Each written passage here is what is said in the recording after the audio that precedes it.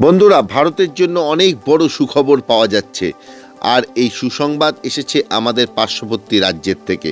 আসলে বন্ধুরা, ভারতের যে মহানন্দী রিভার বেসিন রয়েছে, আপনারা স্ক্রিনে দেখতে পাচ্ছেন, এই মহানন্দী নদী উড়িষ্যা রাজ্য দিয়ে প্রবাহিত হয়ে বঙ্গোপসাগরে গিয়ে পড়ে।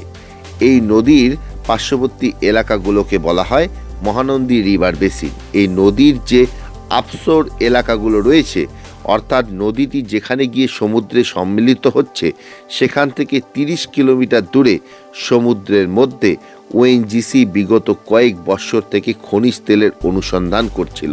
আপনারা সবাই ভারতীয় কোম্পানি ওএনজিসির কথা অবশ্যই জানেন। এবং বন্ধুরা, সবথেকে বড় ব্যাপার হচ্ছে যে এই অনুসন্ধান কার্য চালাচ্ছিল ভারতীয় কোম্পানি কোনো বিদেশি সাহায্য ছাড়াই। এবং এই অনুসন্ধানের বিষয়ে একটি বড় খবর উঠে এসেছে আজকে। এবং এই সুসংবাদ হচ্ছে যে ঠিক এই এলাকাগুলোতে ওএনজিসি ন্যাচারাল গ্যাসের 2টি বড় বড় ভাণ্ডারের খোঁজ করে ফেলেছে। বন্ধুরা, আপনারা বুঝতেই পাচ্ছেন যে এটা কত বড় খবর। কারণ আগামী কয়েক বছরে খনিজ তেলের থেকেও বেশি গুরুত্বপূর্ণ হয়ে যাবে এই ন্যাচারাল গ্যাস। কারণ সমস্ত জিনিস ধীরে ধীরে ইলেকট্রিফিকেশনের দিকে এগোচ্ছে। এবং আপনারা ভালো করেই জানেন বিদ্যুৎ উৎপাদনের জন্য এই ন্যাচারাল গ্যাসের কতটা গুরুত্বপূর্ণ ভূমিকা রয়েছে।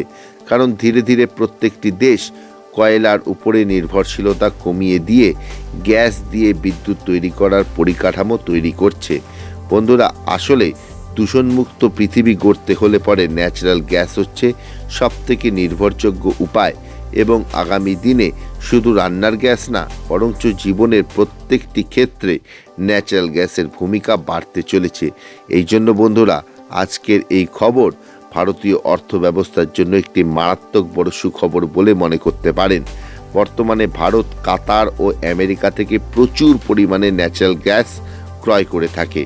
আর আপনারা ভালো করেই জানেন যে এই সব দেশের ওপরে ন্যাচারাল গ্যাসের জন্য ভারতের নির্ভরশীলতা কমানোর জন্য আজকের এই অনুসন্ধানের খবর কত বড় একটি ভূমিকা নিতে চলেছে।